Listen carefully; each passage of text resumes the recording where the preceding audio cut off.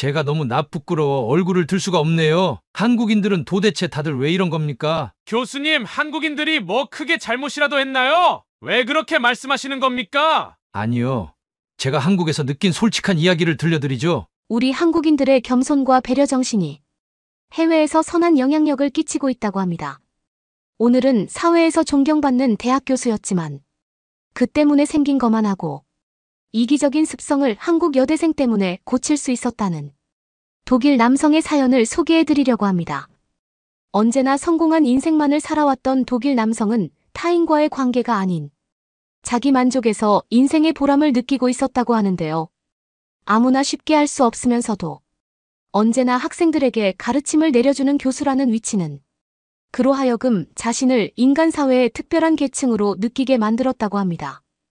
그러나 개인주의가 보편화된 독일에서 자랐기 때문에 자신의 생각이 틀렸을 거라는 생각은 절대로 해본 적이 없다고 하는데요. 그런데 한국에서 온 한 여대생의 행동 때문에 그는 자신을 되돌아볼 수 있는 큰 깨우침을 얻었다고 합니다. 과연 그에게는 무슨 일이 있었던 걸까요? 함께 살펴보겠습니다. 독일 남성의 사연입니다. 감동 시작 애청자 여러분. 영상 시작 전 좋아요와 불우이웃을 위해 끝까지 시청 부탁드립니다. 안녕하세요. 저는 독일의 한 주립대학에서 교수의 길을 걷고 있습니다. 여러분은 교수라는 직업에 대해 어떤 이미지가 떠오르시나요? 공부를 많이 해서 똑똑하다, 대단하다, 멋지다, 아마 이런 생각을 먼저 하셨다면 그래도 여러분은 교수에 대한 좋은 이미지를 갖고 계신 겁니다.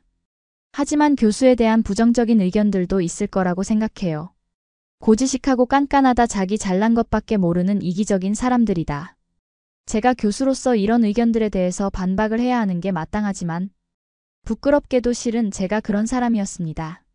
그러나 사람이 마음만 먹으면 변할 수 있다고 누군가 그러지 않았던가요? 비록 자발적으로 마음을 결심한 것은 아니었지만 한 사람의 도움으로 인해 저는 이기적인 태도를 조금이나마 이타적으로 변화시킬 수 있었습니다. 저를 변화시킨 건 한 한국인 유학생이었어요. 그녀는 제가 봐왔던 어느 학생보다 기억에 남는 학생이랍니다. 저는 젊은 나이에 교수가 될 수 있었습니다. 하지만 제게 이것은 태어날 때부터 기정사실과도 같았죠. 저는 어렸을 때부터 교수가 되기 위해 어마어마한 노력을 해왔거든요. 예를 들자면 오롯이 의사가 되기 위해 태어나는 순간부터 엘리트 과정을 밟는 아이들이 있는 것처럼 말입니다. 저도 무척 어렸을 때부터 이와 같이 비슷한 생각을 품고 있었습니다. 나는 커서 꼭 교수가 되고 말 테야. 독일은 물론이고 전 세계에서 가장 뛰어난 교수가 될 거야. 그래서 다른 꿈은 쳐다도 보지 않은 채 오직 교수만을 위해 달려왔습니다. 저는 처음부터 타고난 머리와 노력 그리고 가정의 지원이 있었어요. 그 덕택에 원하는 교수의 꿈을 남들보다는 비교적 쉽게 그리고 빠르게 이룰 수 있었죠. 젊은 나이에 말입니다. 하지만 애석하게도 교수가 된 이후 주변을 둘러보았을 때 제 옆에 남은 사람이 없더군요. 그러고 보면 제가 애초부터 친구를 사귀지 않았던 것 같아요. 워낙 예민하고 까칠한 성격이기도 했고 다른 친구들과 마찰이 있을 바에 일부러 사귀지 않는 편이 낫겠다는 생각을 했거든요. 마땅히 저와 어울리고 대화가 통하는 학식 있는 친구를 쉽게 찾을 수 있던 것도 아니었고요. 오히려 홀로 공부하고 홀로 밥 먹고 그리고 홀로 등하교하는 게 제게는 더 마음 편하고 좋은 선택지였습니다. 그러나 그렇게 행동한 것의 대가가 반드시 따르겠죠. 그래서 저는 아무도 없었습니다. 교수가 됐으니 밥 한 번 먹자고 할 친구가 없었어요. 조금 씁쓸하다는 느낌이 들기는 했지만 대학에도 동료가 있으니 애써 괜찮다고 합리화했던 것 같네요. 비참하게도 동료조차 없었지만 말입니다. 모두 젊은 저를 시기 질투하는 교수들밖에 없었거든요. 저 역시 까탈스러운 성격이었던지라 먼저 다가오는 교수들조차 드물었고요. 당시 저는 점점 사람이라는 존재 자체에 대한 권태와 어떤 짜증 같은 게 있던 상태라서 주변인들에게 미운 털이 박혀 있었을 거예요. 그리고 이맘때쯤 그 한국인 유학생을 만났습니다. 제가 수업하던 중 눈에 띄는 학생이 있었죠. 거의 매 수업이 끝나고 앞으로 나와 제게 따로 질문을 하곤 했어요. 이것은 저를 무척 기쁘게 했죠. 제가 교수를 꿈꿀 때 상상했던 모습이었거든요. 수업 도중 학생들이 궁금한 것이 생기면 적극적으로 손을 들어 질문하는 장면 같은 건 말이죠. 하지만 막상 강단에 오른 후 그런 일들은 드물었습니다. 대개 학생들의 표정은 따분한 표정이었거든요. 마치 나는 지금 수업에 관심은 없지만 학교를 졸업하기 위해 어쩔 수 없이 당신 강의를 듣고 있는 것이다라는 표정을 지으면서 말입니다. 수업이 끝날 거라는 말을 입에 올리자마자 말을 채 끝. 맺기도 전에 빛의 속도로 짐을 싸버리고는 강의실을 나가버리는 학생들도 태반이에요. 명문대여서 수업 태도도 훌륭했다고 말하긴 힘들어 보였죠. 설사 학생들의 성적은 좋았을지언정 말입니다. 어찌됐든 그래도 질문하는 학생이 있다는 사실이 전 흥미로웠던 것 같아요. 그런데 앞뒤가 맞지 않게 들리겠지만 사실 저는 그 학생을 그다지 좋아하는 편은 아니었습니다. 그녀는 늘 제 수업 내용을 반박하는 학생이었으니까요. 이 내용이 맞는 건가요? 지난번에 설명해 주셨던 이론과 비교했을 때 조금 모순되는 부분이 있다고 생각이 드는데요. 저는 제 강의력과 수업 내용에 대해 무척 긍지가 높고 자존심이 센 성격입니다. 처음에는 저에게 도전을 하는 것 같다는 생각이 들더군요. 낯부끄럽지만 때론 저는 그 학생을 호통치고는 했습니다.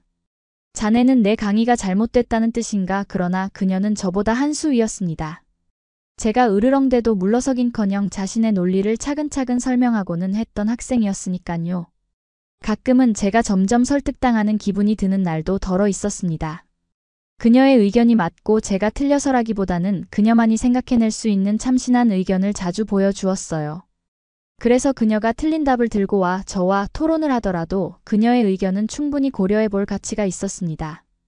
그녀가 아무리 저를 불편하게 만들더라도 그녀와의 토론은 항상 저에게도 큰 도움이 되었죠. 그리고 제가 그녀에게 새로움을 발견한 때는 낙엽이 지던 어느 평온한 날이었습니다. 건물 복도를 지나가고 있었죠. 저는 연구실로 올라가기 위해 엘리베이터 앞에 섰지만 정비 중이라는 절망적인 안내문을 읽고는 하는 수 없이 계단으로 향했습니다. 그런데 계단으로 가려던 순간 복도 끝에 익숙한 목소리가 들려오더군요. 저도 모르게 잠시 고개를 돌렸어요. 그곳에는 학교 건물을 청소해주는 아주머니와 늘 제 수업에서 질문을 폭격하고는 했던 한국인 학생이 서 있었죠. 청소 아주머니에게도 궁금한 점이 있나 보군 저도 모르게 그녀를 비웃으며 그 옆을 지나가려고 했는데 제 귀에 놀라운 대화가 들려왔습니다. 늘 고생이 많으세요. 점심은 드셨나요? 아니 아직 오늘도 같이 먹어줄 거니? 그 둘은 아주 친숙해 보였죠. 그리고는 무척 익숙한 듯 함께 점심을 먹으러 떠나는 모습이었습니다. 저는 그 장면이 신기했어요. 제게 청소 아주머니는 고작 건물을 청소해주는 외부인 그 정도였으며 가끔은 너무 시끄럽게 청소를 하는 바람에 제게 짜증을 유발하는 그런 존재라는 생각도 할 정도였거든요. 그런데 그런 이에게 친절함을 베푸는 사람이 있다는 게 제 딴에는 무척 충격적이고 신선한 정보였습니다. 그때부터였을까요? 저는 어느 순간부터인지 그녀를 유심히 살펴보게 되더군요. 종강하기 며칠 전이었습니다. 여느 때처럼 강의실에 들어갔는데 그녀를 중심으로 몰려있는 모습이 제 시야에 들어왔어요. 아직 강의를 시작하기 전이라 학생들에게 다가갔죠. 그리곤 조심스럽게 물어보았습니다. 왜 이렇게 몰려있지? 아마 제가 평소 까칠하고 예민한 이미지라 그랬던 걸까요? 다들 제가 꾸중을 하러 온 줄 알고 당황했는지 다들 슬금슬금 자리를 떴습니다. 그러나 오직 한 학생만이 대답을 해주었어요. 그 한국인 학생이었죠. 이 친구를 도와주기 위해서예요. 그녀가 가르친 곳에는 또래보다 나이가 많은 편이었던 학생이 앉아 있었어요. 그는 늘 제게 어려움을 실토하곤 했던 학생입니다. 실제로 제 수업을 한 번 들었다가 기준에 미달하는 바람에 F학점을 받기도 했던 학생이죠. 교수님, 제가 아무래도 다른 학생들보다 배움이 늦네요. 가끔 저를 찾아와 이런 고민을 이야기하면 저는 따뜻한 위로 대신 따끔한 충고만을 건넸습니다. 보통 학생들보다 늦은 나이에 학교를 다니게 된 만큼 더욱더 정신을 차려야 하는 거 아닌가. 이런 징징거림은 사회에서 절대로 통하지 않는다네. 저는 그 학생의 넋두리를 들어줄 만큼의 시간적인 여유도 정신적인 여유도 없었습니다. 그러나 그를 이렇게 내쳤던 저와는 달리 그 학생만큼은 만학도에게도 동기들이 배척하지 않고 함께할 수 있도록 분위기를 만들고 그가 어려움을 토로하면 함께 고민해주고 방안을 마련해 주었어요. 저와는 확연한 차이가 있던 친구입니다. 그때 처음으로 부끄러움이라는 걸 느꼈던 것 같습니다. 솔직히 처음에는 시간 낭비도 이런 시간 낭비가 없다고 생각했어요. 그런데 홀로 연구실에 돌아오는데 한 학생과 웃음꽃을 피우며 연구실에 함께 들어가는 동료 교수가 눈에 띄었죠. 그는 평소에도 학생들과 자주 식사를 하기로 유명했으며 학생 사이에서 인기가 좋은 교수였습니다. 그러나 그는 일에도 진심인 사람이었죠. 연구만 하기에도 벅찬 시간을 쪼개어서 학생들의 걱정을 들어주고 학생들의 진로를 함께 고민해 주었습니다. 그렇다고 그의 성과가 안 좋은 것은 결코 아니었어요. 자신의 일도 그리고 주변 이들도 동시에 챙기는 대단한 사람이었습니다. 강의실에서 그런 일이 있고 난 후 그를 보았는데 문득 전과는 다른 생각이 들더라고요. 어쩌면 내가 잘못된 생각을 해왔던 걸 수도 있겠구나 싶었어요. 쏟아지는 가을 햇볕을 온몸으로 느끼며 저는 캠퍼스가 보이는 창밖을 내다보았습니다. 아까 강의실에서 보았던 장면이 눈에 아른거렸죠. 누군가 뒤처지는 사람이 있다면 당연히 뒤처지는 사람의 잘못이라고만 생각했는데 그녀는 오히려 그를 위해 손을 내밀어주고 어떤 도움을 줄 수 있을까? 고민하고 있었습니다. 그런 모습을 보면서 처음으로 사람에게 감동이라는 것을 느낄 수 있었어요. 문득 저는 그녀와 대화가 하고 싶어졌죠. 다음 날. 그녀는 그날도 어김없이 수업 내용에 관한 질문을 하기 위해 강단에 섰습니다. 저는 평소와 달리 나를 세우지 않고 차분히 대답한 후 그녀에게 대화를 청했죠. 학생은 내가 본 어떤 학생보다 내게 깊은 인상을 심어주었네. 물론 긍정적인 방향으로 말이야. 그런데 학생은 내가 보기에 충분히 훌륭한 사람임에도 누군가에게 자랑하는 걸 한 번도 본 적이 없어. 우리 강의에서도 우수한 성적을 차지했고 저는 그녀가 어떤 대답을 할지 궁금했습니다. 그러나 그녀는 웃으면서 이 한마디를 남기곤 강의실을 떠나버렸죠. 한국에는 이런 말이 있어요. 벼는 익을수록 고개를 숙인다고요. 겸손함이 미덕이고 지혜니깐요. 겸손함 저는 그 단어가 아직도 머릿속을 떠나지 않습니다. 그렇게 강의실을 걸어나간 그녀를 저는 붙잡을 수 없었고 그녀가 떠난 후 빈 강의실에서 홀로 그녀가 한 말을 곱씹어 보았습니다. 그 말은 지금도 제 인생에서 꽤 중요한 부분을 차지하고 있습니다. 전 거만함과 오만함으로 똘똘 뭉쳐있던 고지식했던 사람이었으니까요. 한 번도 겸손해야 한다고 생각한 적이 없죠. 누구도 무시 못할 훌륭한 커리어만을 쌓아왔으니까요. 제 기준으로만 성공한 인생을 살아와서 그런 걸까요? 저도 모르게 남보다 우위에 있는 게 당연하다고 생각했던 것 같아요. 지금 보면 그것은 무척 철없는 생각이었죠. 그 한국인 학생 덕분에 오히려 인생을 배우게 됐다고 해도 과언이 아닙니다.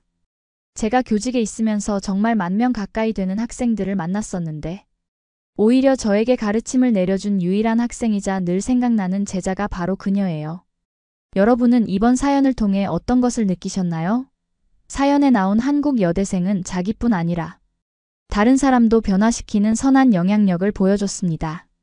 아마 외국인들이 생각하는 우리 한국인들의 이미지가 이렇듯 남을 먼저 생각하는 선한 모습의 모범생일 것 같다는 생각이 드는데요. 축구 스타인 박지성이나 손흥민 그리고 한류를 이끌고 있는 그룹 BTS 등은 언제나 주변인들로부터 칭찬을 받을 정도로 모범적이면서도 그 능력을 인정받고 있습니다. 아무래도 남에게 피해를 주지 않고 남을 배려하는 우리들의 문화가 외국인들의 시선에서도 좋게 보이기 때문일 텐데요.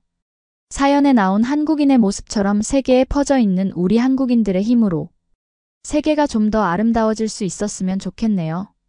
구독과 좋아요 부탁드리며 사연자분께 전해드릴 댓글도 남겨주시면 전달해드리겠습니다. 그러면 더욱 감동적인 다음 사연으로 넘어가겠습니다. 오늘 가지고 온 사연은 일본 유학생인 나나 씨의 사연입니다. 그럼 시작하겠습니다. 안녕하세요. 저는 한국을 너무나 사랑하는 일본인 나나라고 해요. 얼마 전 어학당을 마치고 지금은 서울에 있는 대학교에서 한국어 공부를 열심히 하고 있어요. 제가 한국을 사랑하게 된 건 중학교부터였어요. 저는 일본 후쿠오카에 살았었습니다. 주변의 요코하마 같은 도시보다는 작지만 그래도 나름 아기자기하고 고즈넉한 동네였죠. 후쿠오카에 살아서 그런지. 고등학교 때는 보통 도쿄로 수학여행을 가는데 제가 재학 중일 때 교장 선생님께서 한국을 좋아하셔서 그런지 그래서 자연스레 저희의 수학여행 장소는 서울로 가게 되었습니다. 해외로 수학여행을 가게 된다니 한국으로 가서 너무 좋다는 아이들이 너무 많았어요. 저도 중학교 때부터 한국을 동경했기 때문에 너무너무 좋았어요. 그때는 지금보다 조금 전이라서 K-팝에 지금보다 인기가 있지는 않았어요. 그리고 서울이 도쿄보다 규모가 작은 도시라고 알고 있었거든요. 하지만 수학여행 가는 날이 다가오니 어린 마음에 괜시리 두근거리더군요. 그래서 블로그로 서울 브이로그 서울 여행 이런 걸 많이 찾아보았답니다. 그런데 제 생각보다 엄청나게 발전되어 있고 어느 부분에서는 일본보다 훨씬 뛰어난 점이 많았어요. 제가 작다고 생각한 한국이 제 생각과는 많이 다른 거에 대해 부끄러워졌습니다. 수업에서 배웠는데 이런 걸 우물 안개구리라고 하죠. 블로그를 통해 본 서울은 전통적인 미와 현대적인 미가 어우러져 굉장히 매력이 넘쳤어요. 그리고 사람들도 다 세련되고 카페 같은 것도 일본에서는 볼 수 없는 독특한 디자인들이 가득했죠.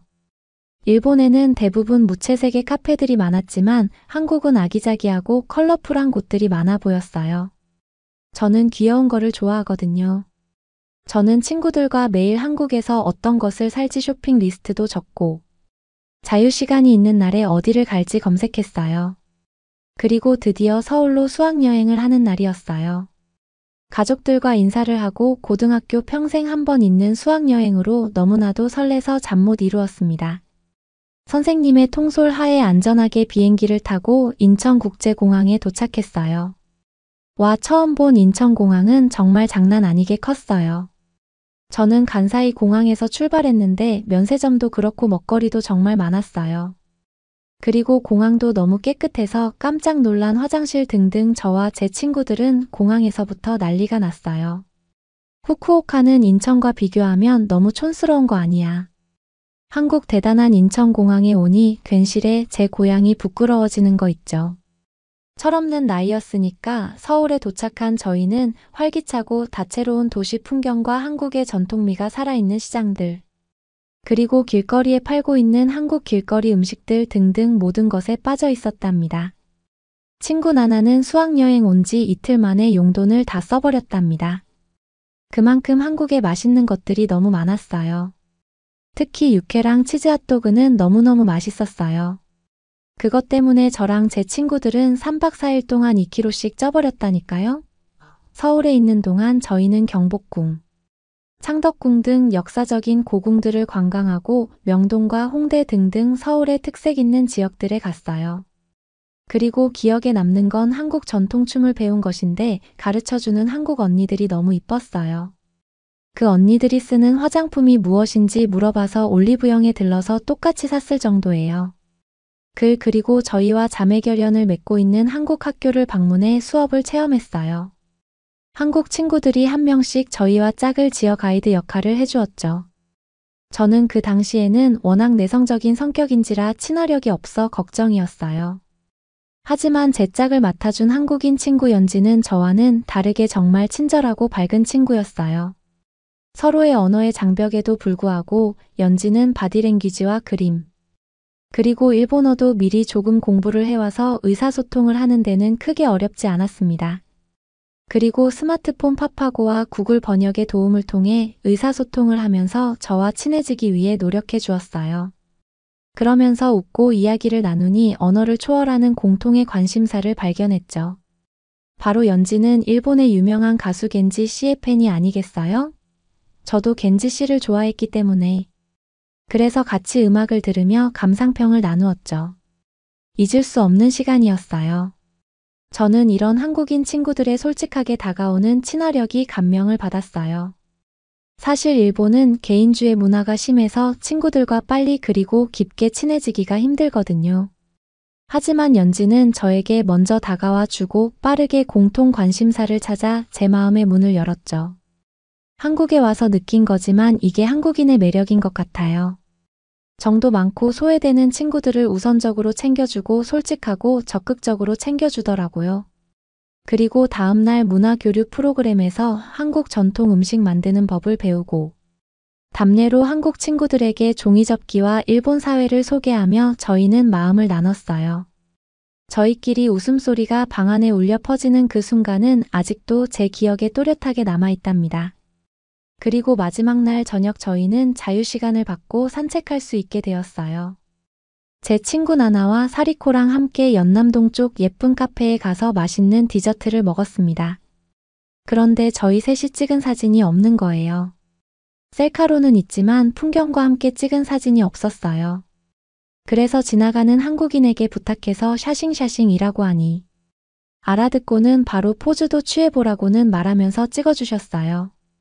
그런데 갑자기 옆으로 뛰어가시더니 여기 풍경이 더 이쁘다며 위치를 옮기자고 했어요. 저희는 이런 열정에 정말 감동받았어요. 사실 이런 것도 정말 에너지 소모가 많이 들잖아요. 사실 일본인들은 사진을 찍어달라고 하면 그냥 대충 한 장만 찍어주고 가는 경우가 많거든요. 근데 그 한국분은 한 장도 아니고 여러 장의 사진을 너무나도 예쁘게 담아주셔서 우리의 추억을 아름답게 남겨주었어요. 저희는 너무 감사하다고 말했어요. 그랬더니 그분이 번역 어플로 한국에서 좋은 시간을 가졌으면 좋겠어요. 그리고 사진은 영원한 추억으로 남겨지니까 세 분의 우정이 영원했으면 좋겠습니다.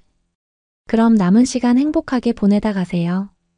라고 남기며 사라지셨죠. 저희는 이 멘트를 보고 셋 다 감동받아 눈물이 날 정도로 너무너무 감동했습니다. 솔직히 한국과 일본은 사이가 별로 좋지 않잖아요. 저희 부모님 세대들은 한국이 일본보다 못 살았던 그 시절 때문에 한국에 대해서 별로 좋아하시지는 않으셨습니다. 물론 요즘에는 많이 바뀌셨지만요. 그래서 처음에 올 때 한국인들이 무섭게 대하지 않을까?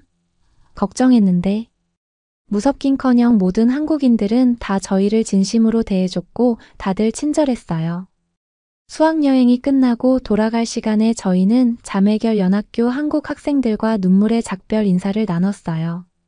저희는 한국 학생들의 따뜻함과 환대의 깊은 감동을 받았거든요. 이후 후쿠오카로 돌아온 저는 한국의 깊은 감명을 받아 그때부터 한국어를 공부했어요. 한국어를 공부하고 한국 문화에 대해 알다 보니 나중에 한국에서 살아보고 싶다는 생각이 들었어요. 그 이후 K-팝 열풍이 일본을 뒤흔들었고 저는 한국의 아이돌 블랙핑크와 트와이스에 푹 빠졌습니다. 그리고 결심했죠. 한국어 공부를 열심히 해서 한국의 엔터테인먼트 회사에서 일하고 싶다고요. 한국 아이돌은 일본 아이돌과 다르게 실력도 좋고 프로페셔널해서 세계적으로 유명하잖아요. 어떻게 해야 그런 차이를 만들 수 있는지 너무 궁금했어요. 그래서 대학교를 한국어학과로 가서 교환 학생까지 올 수 있게 되었죠. 그리고 지금까지 한국에 살고 있어요. 그 수학여행 하나로 제 인생이 바뀌었다고 해도 과언이 아니에요. 그게 없었다면 꿈이 없었던 저는 고등학교 졸업 후 적당한 대학에 가고 적당히 일본에서 지내고 있었겠죠.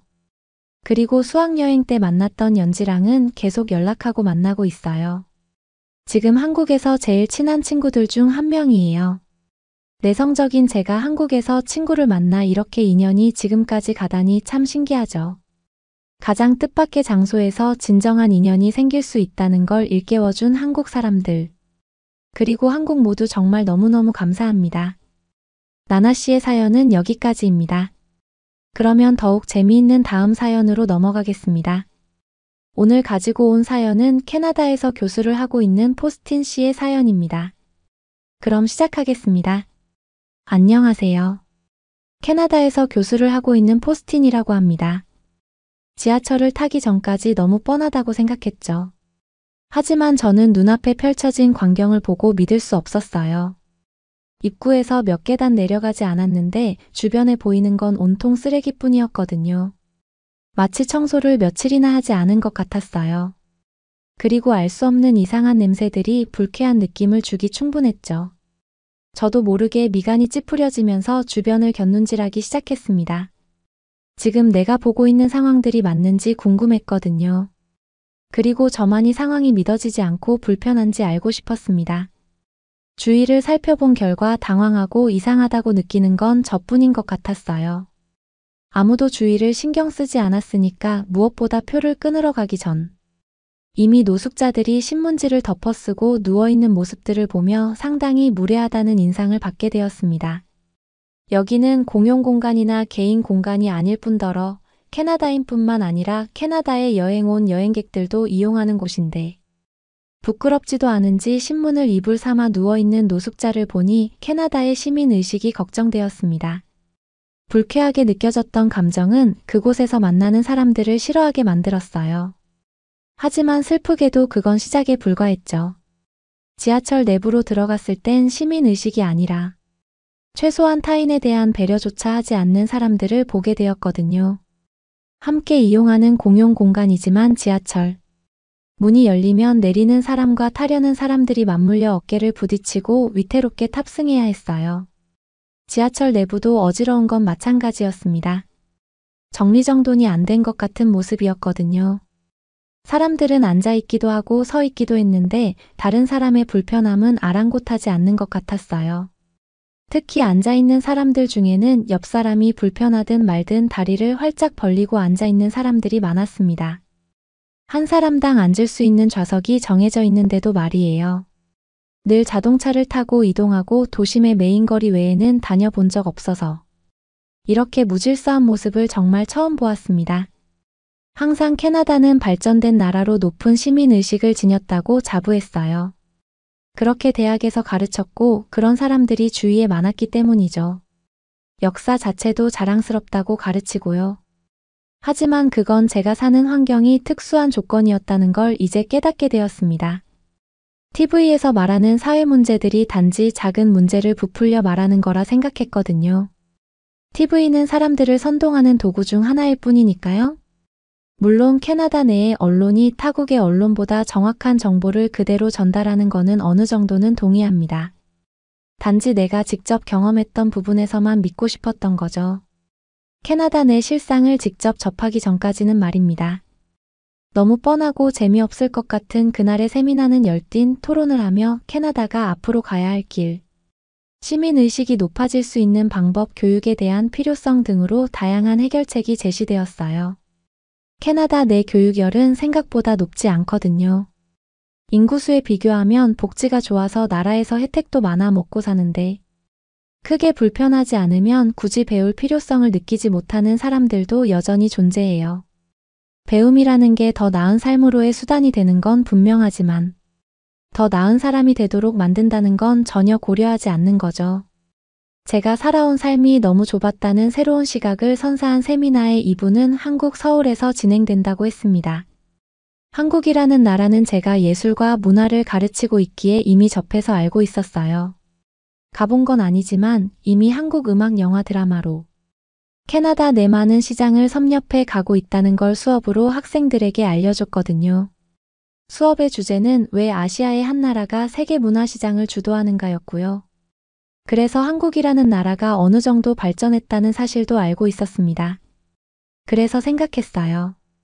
세계 주요 도시들을 돌며 시민의식을 비교하려는구나라고 말이에요. 캐나다 내에서도 실제로 접하지 않고 저처럼 책이나 TV로만 정보를 사람들이 많아요. 그리고 그 세상이 진짜고 전부라고 저처럼 믿는 거죠. 하지만 실제의 삶을 본다면 그렇지 않다는 걸 알게 되고 자신의 생각이 얼마나 편협했는지 깨닫는 시간이 필요했습니다. 그렇게 한국행 비행기를 타러 공항에 도착했어요. 한국으로 가는 비행기를 타기 위해 출국 소속을 밟는데 확실히 한국 사람들을 많이 볼 수 있었습니다. 유럽 같은 경우 다양한 나라의 사람들이 비행기를 타기 위해 대기해요. 대기자의 모습들을 보고 어느 나라 사람들이 압도적으로 많다고 정의할 수 없죠. 하지만 한국행은 한눈에 보아도 한국 사람들이라는 걸 알 수 있었어요. 왜냐면 그들은 준비 자세부터가 달랐거든요. 자기 차례가 아닌데도 한 손에 여권과 비행기표를 들고 빠르게 소속을 마칠 준비를 했습니다. 다른 나라 사람들은 같이 기다리는 동행인과 이야기하거나 핸드폰을 보는 듯 개인적인 시간을 보내느라 바빴죠. 아마 예전 같았으면 저 역시 주변 사람들을 유심히 살피며 다른 이런 것들을 찾으려 애쓰지 않았을 것 같아요. 무엇이든 캐나다 사람들이 월등하다는 착각 속에 살았으니까요. 하지만 그게 아니라는 걸 알고 한국으로 가는 이유가 있을 거라는 궁금증이 생기니 눈앞에 보이는 한국인들을 유심히 관찰하게 되었습니다. 그 결과 한국인들은 합리적인 걸 좋아한다는 생각이 들었어요. 시간도 효율적으로 빨리빨리 쓰려고 하는 거일지도 모르겠지만 뒤에 기다리는 다른 사람에게도 피해를 준다고 생각하는 것 같았죠. 그건 한국에 도착해 내릴 때도 마찬가지였어요. 느긋하게 내릴 준비를 하는 다른 외국인들과 다르게 한국인들은 빠르고 신속하게 움직였으니까요. 혹시라도 입구와 가까운 쪽에 앉은 자신으로 인해 안쪽에 다른 사람들이 불편해하는 걸 못 참는 것 같았습니다. 그렇다고 어수선하거나 움직임이 커서 옆 사람에게 불편함을 주는 것도 아니었어요. 자신이 움직일 수 있는 최소한의 동선으로 움직이며 다른 사람에게 피해주지 않았죠. 한국 사람들은 자신보다 타인을 배려하는 사람인가 처음으로 궁금증이 생겼어요. 그리고 여러 나라를 둘러볼 필요도 없이 캐나다 도시 다음이 한국 도시인 걸로 보아 아마 시민의식이 뛰어날 것 같다는 기대감이 들기도 했죠. 한국에 도착한 후 서울로 이동하는데 지하철을 이용해야 했어요. 캐나다가 마찬가지 조건인 거죠. 그 나라의 시민의식은 지식층에만 있는 게 아니니까 모든 국민 모든 사람들에게 동일하게 있을 때 그 나라의 발전된 모습을 기대할 수 있기 때문입니다. 걱정되는 마음과 설레이는 마음을 반씩 가진 채 지하철로 향했어요. 초행길이지만 헤매지 않고 잘 찾아갈 수 있었던 건 영어로 된 안내가 곳곳에 잘 되어 있었기 때문이에요. 물론 마지막에 방향을 혼동해 길 가는 사람에게 물어봐야 했는데요. 그 한국인은 핸드폰을 보고 누군가와 연락을 하는 것 같았어요. 그런데 제 주변엔 그 사람밖에 없었죠. 그래서 그 한국인이 자기 일을 끝날 때까지 기다릴 참이었어요. 다른 방법이 없었으니까요. 물을 땐 누군가에게 도움을 요청하는 게 가장 빠르거든요. 다행히 기다림은 오래되지 않았습니다. 한국인이 제가 옆으로 온 걸 빠르게 눈치채고 무슨 일인지 먼저 물었거든요. 저는 당황해서 캐나다어를 했었고 못 알아듣자 핸드폰 번역기를 사용하더라고요. 캐나다는 영어로 묻거나 다른 나라 말로 대답을 하면 무시하는 경향이 있는데 정말 시민의식에 놀랐습니다. 그래서 전 지하철을 탑승하는 장소에 대해 물었고 친절한 답변을 통해 올바른 길을 찾을 수 있었어요. 그리고 지하철에 탑승했는데 깜짝 놀라고 말았습니다. 너무나도 깨끗했거든요. 눈에 보이는 휴지나 음료수 캔 같은 더러운 것들은 보이지 않았습니다. 그리고 캐나다 지하철에 나던 쾌쾌한 냄새 같은 거도 나지 않았고요. 지하철을 탈 때 마시던 음료를 다 마시고 빈 병만 들고 있는 한국인을 보았는데요. 그 한국인은 캐나다인처럼 바닥에 빈 병을 버리지 않더라고요. 자신의 가방에 담는 모습을 보고 깜짝 놀랐습니다. 시민의식이 상당히 높아 보였으니까요. 지하철을 탈 때도 캐나다와 다른 모습을 한눈에 찾아냈어요. 탑승하려는 문 양쪽으로 화살표가 있었는데 탑승자는 그 선에 따라 줄을 서야 했거든요. 지하철이 도착하자 한국인들은 먼저 타려고 밀지 않았습니다. 내리는 사람들이 안전하게 모두 내린 다음에 있어야 줄을 선 차례대로 안전하게 탑승했죠. 많이 돌아다니지 않았어요. 한국에 도착해 지하철을 탑승한 것뿐이죠. 한국인들의 일상을 아주 살짝 엿봤을 뿐인데도 캐나다 시민과 다른 한국 사람들의 배려심과 시민의식을 모두 볼 수 있었습니다. 지하철에 탑승한 모습들도 사뭇 달랐어요. 음악을 크게 듣거나 옆에 앉은 사람이 불편할 정도로 다리를 쫙 벌리고 앉는 사람들을 찾을 수 없었거든요. 딱 자기 좌석에 질서정연하게 앉아 있었습니다. 하지만 더 놀랐던 거는 내릴 때였답니다. 한국에는 외국인 우대라는 게 있는 것 같았어요. 뭐랄까 다른 나라에서 한국에 왔으니 좀 더 편하게 이용했으면 하는 한국인들의 행동이 고스란히 느껴졌다면 이해가 좀 빠를까요? 지하철을 타거나 내릴 때 어딘가로 이동하거나 식당을 들어갈 때 등 먼저 하라는 듯한 느낌을 상당히 받았어요. 혹시라도 제가 불이익을 받거나 불편할까 신경 쓰는 느낌들이 들었거든요. 그 느낌은 불쾌하지 않았어요. 티나지 않게 예의를 차리며 저를 배려했죠. 하지만 한국 사람들이 일부러 그러고 있다는 걸 깨닫는 건 오래 걸리지 않았어요. 제가 어디를 가든 한국인들보다 좀 더 빠르고 편리하게 이용할 수 있었거든요. 세 번째로 비슷한 일이 겹쳐 일어나는 걸 알게 된 이후 한국 사람들이 절 배려한다는 걸 알았어요. 한국 사람들끼리도 어른이나 어린아이 다친 사람들을 보면 배려한다는 건 저도 알고 있었거든요. 그런데 저도 거기에 속한다는 건 기분 좋은 느낌을 주기에 충분했습니다. 제가 한국에 머무는 시간은 단지 짧았던 며칠이었는데도 이방인이 아니었거든요. 그들의 삶 속에 녹아들어 함께 시간을 공유하고 공간을 사용하고 있었어요. 한국인들은 누가 시켜서 그런 것도 아니었죠. 아시아 중에서도 상당히 오랜 전통을 가진 나라라고 알고 있는데요. 유교 사상 때문에 조상 대대로 예의로 상대방을 생각하는 마음과 합리적인 행동 등이 DNA에 내재되어 있는 것 같았어요. 그리고 한국 특유의 교육열도 한몫했다고 생각합니다. 결국 시민의식은 민족 특유의 특성과 교육이 더해질 때 빛을 발휘한다는 걸 알게 되었죠. 그래서 어딜 가나 한국인 학생들이 성적이 상위권인 것도 있겠지요. 캐나다의 지하철 같은 일상 문화를 직접 겪기 전까지 캐나다의 높은 시민의식으로 강대국을 이루었다고 생각했어요. 한국에 오기 전까진 교육열 하나만 더 높인다면 더욱 향상된 캐나다의 모습으로 발전이 가능하다고 토론까지 했죠. 하지만 한국에 오고 나서 처음으로 캐나다는 예전에는 앞섰을지도 몰라도 지금은 아니라는 생각이 들어 안타깝게 느껴졌습니다. 캐나다의 모든 사람들이 한국 사람처럼 일상에서 타인을 배려하고 기분을 지키며 살아가기 위해서는 교육이 꾸준히 이어지며 캐나다 사람들의 삶과 몸에 녹아들어야 하는데 시간이 꽤 많이 걸리지 않을까 싶습니다. 그래도 끊임없는 학습의 결과가 되면 캐나다도 한국 사람들처럼 변할 수 있지 않을까? 생각해요. 대학에서 한국 문화를 강의할 때는 외적인 요소에만 집중했어요. 영화나 드라마에서 다루고 있는 것들이 세계인들이 열광할 만한 요소들이 있고 그게 어떤 부분인지 살펴보면 문화를 선도하기 위해 어떤 과정이 필요한지에 대해 설명하는 게 제주된 업무였으니까요. 하지만 한국에 오고 깨닫게 되었습니다. 문화는 사람들이 만들어내는 것으로 그 나라의 시민의식과 연결된다는 것 말입니다.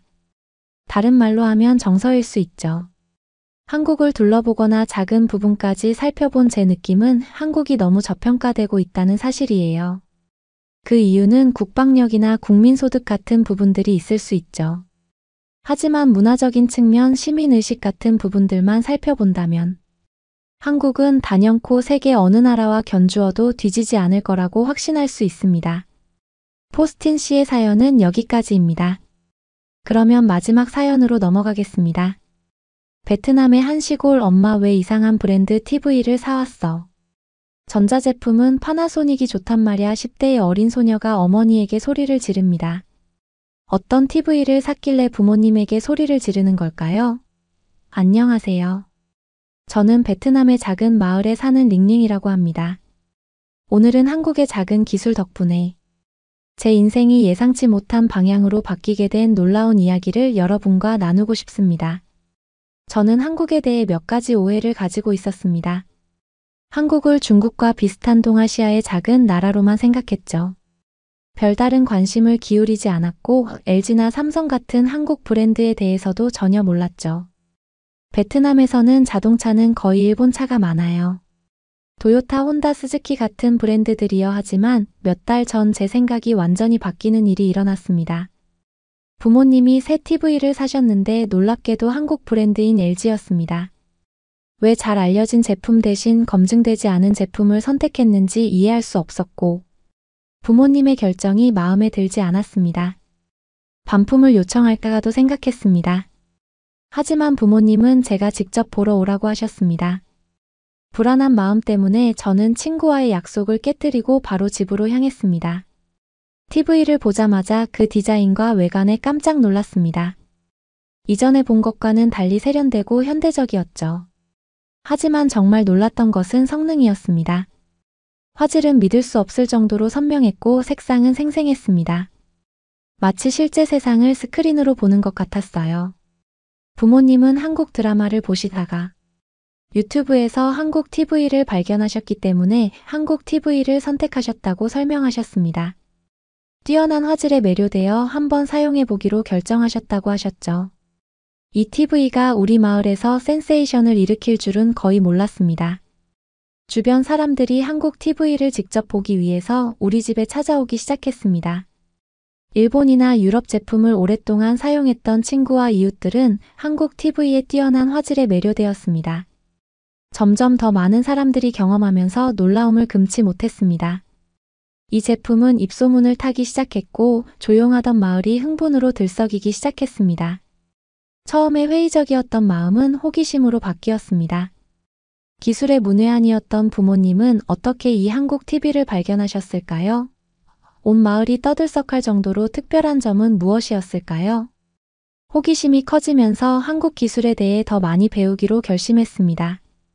저는 먼저 한국의 유명 브랜드인 LG와 삼성에 대해 조사하기 시작했습니다. 놀랍게도 두 브랜드가 혁신적인 제품으로 유명한 글로벌 대기업이라는 사실을 알게 되었습니다. 저는 한국 기술이 뛰어난 이유가 무엇인지 궁금했어요. TV뿐만 아니라 다양한 기기와 가전제품이 전 세계 사람들을 놀라게 했습니다.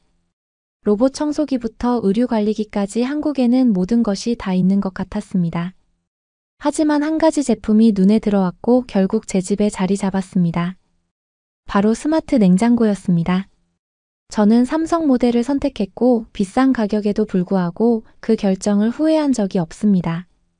이 스마트 냉장고는 우리 가족의 주방에 새로운 차원의 편리함을 가져다 주었습니다. 내부에 카메라가 있어 스마트폰 앱을 통해 원격으로 내용물을 모니터링할 수 있었죠. 더 이상 냉장고 안에 무엇이 있는지 잊어버리거나 불필요하게 식료품점에 갈 필요가 없었어요. 심지어 식재료를 기반으로 레시피까지 추천해줬죠. 한국의 기술을 받아들이면 받아들일수록 우리의 일상은 더욱 개선되었습니다.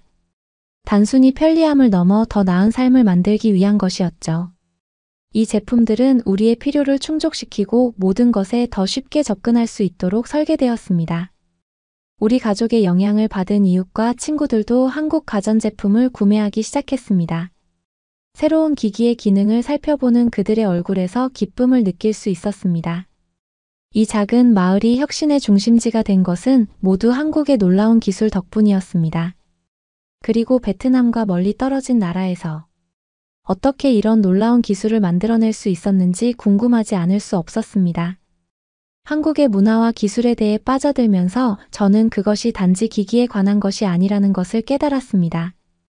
그 뒤에 숨은 사람들의 열정과 헌신에 관한 것이었습니다. 우수성을 향한 한국인의 헌신은 모든 제품에서 분명하게 드러났습니다. TV 냉장고, 스마트폰 등 모든 제품의 품질은 타의 추종을 불허했습니다. 저는 한국인의 직업 윤리와 지속적인 개선에 대한 추진력에 감탄했습니다. 한국의 기술력과 혁신에 대한 새로운 감탄은 한국의 다른 측면에 대한 호기심을 불러일으켰습니다. 한국에는 또 어떤 것이 있을까요? 그때 한국 엔터테인먼트를 탐구하기로 결심했고, 한국 드라마와 K-팝에 대한 저희 사랑은 거기서 시작되었습니다. TV를 구매하고 며칠 후에 TV의 수많은 옵션을 검색하던 중, 우연히 한국 드라마 더 글로리라는 제목의 한국 드라마를 발견했습니다. 끝까지 보기로 결심했고 그 결정은 제 인생을 상상할 수 없는 방식으로 바꾸어 놓았습니다. 더글로리는 어렸을 때 괴롭힘을 당한 주인공이 복수를 하는 내용이었는데 스토리텔링은 이전에 본 것과는 달랐어요. 캐릭터들은 입체적이었고 줄거리는 전개가 빠르고 베트남 드라마에 비해 퀄리티가 정말 좋았어요. 저는 이 가상의 인물들의 삶에 완전히 빠져들었고 다음 에피소드가 빨리 보고 싶었습니다. 가장 인상 깊었던 것은 한국 드라마 제작의 수준이었습니다. 촬영 음악 디테일에 대한 세심한 배려가 탁월했습니다. 매회마다 아름답게 만들어진 예술 작품을 보는 것 같았어요. 하지만 저를 매료시킨 것은 미학뿐만이 아니었습니다. 한국 드라마가 심오하고 공감할 수 있는 주제를 탐구하는 방식도 매력적이었습니다. 사랑, 우정, 가족, 인간의 조건에 대해 깊이 공감할 수 있는 방식으로 탐구했습니다. 이러한 이야기가 펼쳐지는 것을 보면서 제 자신의 삶과 관계를 되돌아보게 되었습니다. 한국 드라마를 계속 찾아보면서 스토리텔링의 방대한 세계가 기다리고 있다는 것을 깨달았습니다. 각 드라마마다 독특한 매력이 있었고 저는 열렬한 팬이 되어 새로운 드라마를 손꼽아 기다리게 되었습니다. 하지만 한국 문화에 대한 저의 여정은 여기서 멈추지 않았습니다. 곧 또 다른 세계적으로 대유행인 K-팝을 발견했습니다. K-팝 아티스트들의 전염성 강한 비트와 매혹적인 퍼포먼스를 무시할 수 없었죠. 그들의 음악은 언어의 장벽을 뛰어넘어 전 세계 사람들에게 즐거움을 선사했습니다. 특히 베트남인 멤버가 있는 블랙핑크의 나나는 제 마음을 사로잡은 K-팝 아티스트 중 한 명입니다. 그의 무대 위 존재감, 춤 동작, 소울풀한 목소리는 저를 더 빠져들게 되었어요. 저는 나나의 음악뿐만이 아니라 노력과 자신의 일에 열정 있는 모습에 열렬한 팬이 되었습니다. 나나의 영감을 받아 가사를 더 잘 이해하고 음악을 더 깊이 감상하기 위해 한국어를 배우기로 결심했습니다. 공부는 잘하는 편은 아니지만 꼭 배워서 한국어를 잘하게 되고 싶어요. K-팝의 세계에 빠져들면서 전 세계 팬 커뮤니티의 일원이 되었습니다. 우리는 음악에 대한 사랑을 공유하고 온라인 콘서트에 참석하고 소셜미디어를 통해 소통했습니다. 국경을 초월한 소속감과 동지애가 느껴졌습니다. 한국 드라마와 K-팝은 저를 즐겁게 해줬을 뿐만 아니라 수많은 방식으로 제 삶을 풍요롭게 해주었습니다. 인내와 창의성 그리고 한국의 스토리텔링까지 배웠습니다. 한국 드라마와 K-팝에 대한 애정이 깊어지면서 이 놀라운 형태의 엔터테인먼트를 탄생시킨 문화에 대해 더 많이 배우고 싶다는 생각이 들었습니다. 저는 눈과 입이 모두 즐거운 한식을 탐구하는 것부터 시작했습니다. 주말 저녁 저는 한국 전통 요리를 직접 만들어 보기로 결심했습니다. 온라인 레시피와 실험 정신으로 무장한 저는 요리 모험을 시작했습니다. 불고기 비빔밥을 만들어 보려고 요리를 준비했습니다. 처음이어서 조금 이상하기는 했지만 한국 요리는 저의 입맛에도 맞았어요. 한국 맛집에 가고 싶다는 열정도 커졌습니다. 그리고 얼마 후 한국 예술작품과 역사전을 전시한다는 걸 들었어요. 저는 그래서 그 박물관을 방문했습니다. 한국의 역사가 어떻게 현대 문화를 형성하고 엔터테인먼트 산업에 영향을 미쳤는지 살펴보는 것은 매우 흥미로웠습니다. 기억에 남는 경험 중 하나는 한국 전통음악 공연을 관람한 것이었습니다. 가야금과 같은 전통악기의 선율과 판소리에 잊을 수 없을 정도로 아름다운 소리는 저에게 깊은 인상을 남겼습니다. 한국 문화는 전통과 현대가 조화롭게 어우러져 있다는 것을 다시 한번 깨닫게 되었습니다. 한국 문화의 또 다른 매력은 뿌리 깊은 어른 공경과 가족 가치에 대한 강조였습니다. 한국 드라마는 종종 가족 역학의 복잡성과 강한 가족 유대감 유지의 중요성을 묘사했습니다. 제 삶에서 존중과 가족의 가치를 소중히 여기는 저에게는 개인적으로 큰 공감을 불러일으켰습니다. 베트남도 모계사회여서 대가족들이 같이 사는 문화거든요. 저희 동생은 이미 결혼해서 애도 있답니다. 한국 문화와 비슷한 점을 여기서 느꼈어요. 한국 문화에 대한 관심은 한국의 아름다운 풍경을 탐험하는 여정으로 이어졌습니다. 울창한 숲부터 고즈넉한 사찰까지 한국의 아름다운 자연을 담은 여행 다큐멘터리를 시청했습니다. 언젠가 이런 그림 같은 장소를 방문해 한국의 아름다운 풍경에 푹 빠져 찾아보고 싶다는 꿈을 꾸었습니다. 가장 심오한 경험 중 하나는 한국 전통 다도에 참석했던 것이었습니다. 차를 준비하고 나누는 단순한 행위가 환대와 마음 챙김의 심오한 상징이 되는 평온과 사색의 순간이었습니다. 한국 문화에 대한 탐구를 통해 저와 열정을 공유하는 새로운 친구들도 사귀었습니다. 언어 교환 그룹에 가입해 한국어 실력을 향상시켰어요. 다양한 배경을 가진 사람들과 의미 있는 관계를 형성했습니다. 한국 문화에 대한 공통된 사랑이 우리를 하나로 묶고 삶을 풍요롭게 하는 것을 보며 가슴이 벅찼습니다. 집안의 농사일을 열심히 도운 탓에 전 꿈이 이루어진 순간이었고, 서울행 비행기에 몸을 실었을 때 설렘이 가득했습니다. 서울에 도착하자 활기차고 분주한 무한한 가능성의 세계로 들어서는 기분이었습니다. 우뚝 솟은 고층 빌딩이 즐비한 서울의 현대적인 스카이라인은 유서 깊은 궁궐과 사찰과 아름다운 대조를 이루었습니다. 전통과 혁신을 매끄럽게 조화시키는 한국의 능력을 엿볼 수 있었습니다. 첫 번째 방문지는 한국 드라마에서 수없이 보았던 경복궁이었습니다. 웅장한 대문과 정교하게 설계된 뜰을 걷는 것은 초현실적이었습니다. 건축물에 감탄하며 그 안에서 펼쳐졌던 역사적 사건들을 상상해 보았습니다. 이어서 한국의 전통가옥 즉 한옥이 보존되어 있는 북촌 한옥마을로 이동했습니다. 좁은 골목길을 거닐다 보니 마치 과거로 돌아간 듯한 기분이 들었습니다. 번잡한 도시 한복판의 고요한 오아시스 같은 곳이었죠. 물론 한국의 맛있는 길거리 음식을 맛보지 않고는 한국 여행을 완성할 수 없습니다. 저는 노점상들이 파는 떡볶이, 호떡, 오뎅, 어묵꼬치를 맛있게 먹었습니다. 한입 베어 물 때마다 풍미가 폭발했고 활기찬 시장 분위기에 전염성이 있었어요. 역사에 관심이 많은 저는 가장 기대되는 것 역시 남북한의 국경인 비무장지대를 방문한 것이었습니다. 비무장지대에 서서 전문 지식이 풍부한 가이드에게 한국 전쟁의 역사를 듣는 것은 좋은 경험이었습니다. 아직 통일이 되지 않은 게 너무 안 되기도 하고 슬펐습니다. 하지만 저의 여행은 단순히 관광 명소만 둘러보는 것이 아니라 한국 사람들과 소통하는 것이었습니다. 각자의 이야기를 나누고 두 팔 벌려 저를 환영해준 현지인들을 만날 기회가 있었습니다. 동료 여행자들과 대화를 나누거나 친절한 한국인들과 언어 교환을 하는 등 모든 상호작용이 제 경험을 더욱 풍성하게 해주었습니다.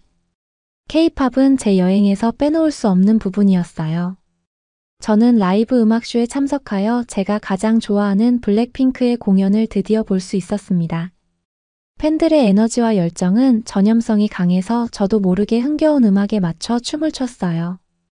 여행이 끝나갈 무렵 저는 한국에 대한 저의 사랑이 더욱 깊어졌다는 것을 깨달았습니다. 전통과 현대가 조화롭게 공존하고 사람들이 따뜻하고 친절하며 구석구석 이야기가 숨어있는 곳이었기 때문입니다. 여러분은 어떻게 보셨나요? 응원과 격려의 한마디씩을 댓글로 남겨주시기 바랍니다. 사연자분들에게 전달해드리겠습니다. 실제 사연 제보를 받고 있습니다. 채택되신 분께는 작은 선물도 보내드리고 있습니다. 저희의 사연이 여러분의 하루에 작은 힘이 될 수 있었으면 좋겠습니다. 감동적인 사연을 주변 분들과 이야기 나눠보세요. 더욱더 좋은 영상으로 다시 찾아뵙겠습니다.